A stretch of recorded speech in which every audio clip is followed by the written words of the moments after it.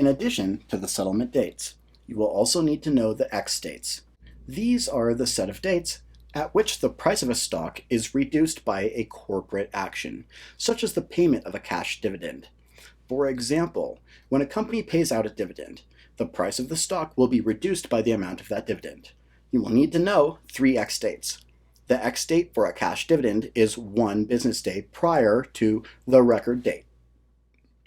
The X date for a stock split or stock dividend would be the business day after the payable date.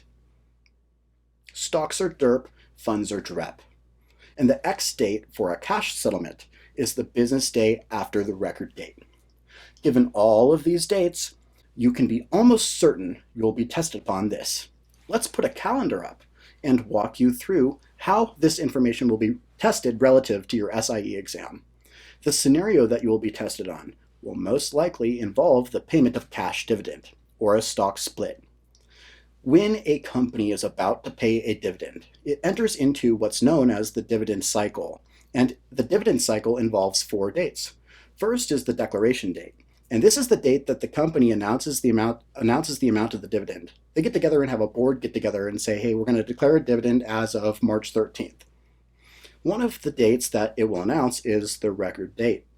The record date is the date that the shareholder's name must appear as a holder of record with the transfer agent or registrar in order to be eligible to receive the dividend.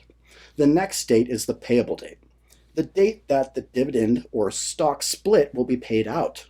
And the 4th date is in the dividend cycle is the only one that's not going to be set by the corporation for stocks. It is the X date, and it is set by FINRA. For mutual funds, the X date is set by the board of directors. On the exam, you'll be given the following scenario.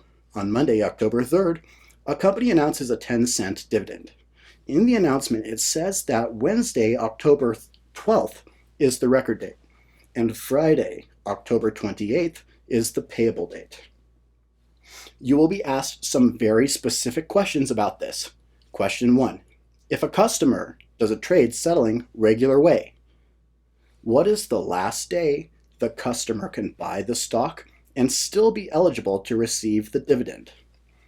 Looking at the calendar, you'll see that the correct answer is Monday, October 10th. Because the transaction settles T+2 business days, it would settle 2 business days after the trade date, settling regular way. The next question is, what is the X date in this dividend cycle?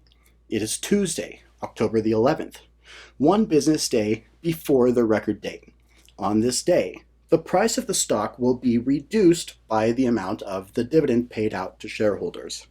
So on the 10th, if the price of the stock closed at $20.50, when it opens trading on the 11th, it would open at $20.40, being reduced by the amount of the dividend paid to shareholders, 10 cents.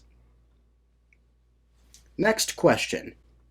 What is the last day? The holder of a call can exercise the option and still be eligible to receive the dividend. Remember, option exercisements are T+2 because you leave the options market, enter the equities market. So the answer would be October 10th, Monday, October 10th. The trade would settle 2 business days later on October 12th, and the customer would be a holder of record as of the record date. And finally, using the same declaration date, record date, X date, and payable date as in the previous example, a company announces a 2-for-1 stock split. What is the X date for this stock split? The company would pay out the stock split on Friday, October 28th. On Monday, October 31st, the next business day, weekends don't count as a business day, the price of the stock would have been reduced by the amount of the stock split. So if it was a 2-for-1 stock split, the stock price would have been reduced by half. It would have been reduced by half of its price. These are the type of questions that you will be asked about the X dates and settlement dates. It's important for you to review and note this information clearly.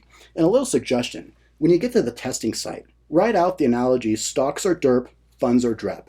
And you may want to make a calendar so you can plug in the dates accurately and see this information right in front of your eyes. In this case, when you see it, you'll be able to understand it clearly and pick the correct answer. So if a question asks you about ABC Mutual Fund declares a 10-cent dividend, the declaration date is March 13th. What would be the X date for this mutual fund?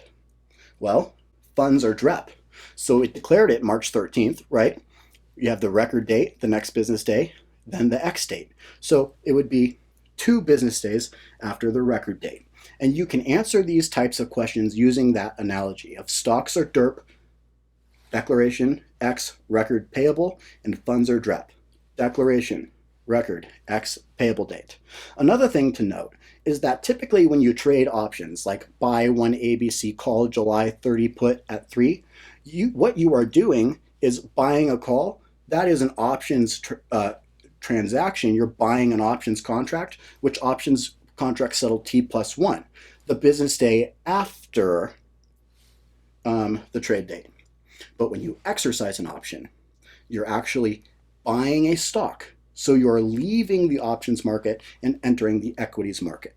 So don't get confused about options settlement being T+1. It is for buying a call or a put.